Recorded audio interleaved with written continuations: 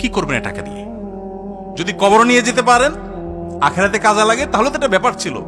তা তো পারবেন না। আপনি বলবেন না পারলে কি হয়েছে, ছেলে মেয়ে খাবে, ছেলে মেয়ে ভোগ করবে নিশ্চিত। বহু মানুষ সম্পদ রেখে চলে গেছে, তার ছেলে মেয়েরা ভোগ করতে পারে নাই, হাতে বুতে অন্য মানুষ খেয়ে ফেলছে, আছে না নাই? সবচেয়ে বড় হতভাগাকে জানেন? আল্লাহর জমিনে সবচেয়ে বড় দুর্ভাগা, সবচেয়ে বড় বেয়াকুব এবং নির্বোধ মানুষ হলো সে, যে যাদের জন্য চুরি করবে তারাও সে দায় নিবে না। কিয়ামতের দিন ছেলে আয়সা বলবে না, আব্বা চুরিদারি ডাকাতি 2 নম্বরই যা করছেন, ঘুষ সুদ যা খাইছেন আমাদের জন্যই তো খাইছেন, আল্লাহ আমার আব্বারা জাহান্নামে দিয়ে না, আমাদের নিয়ে যান।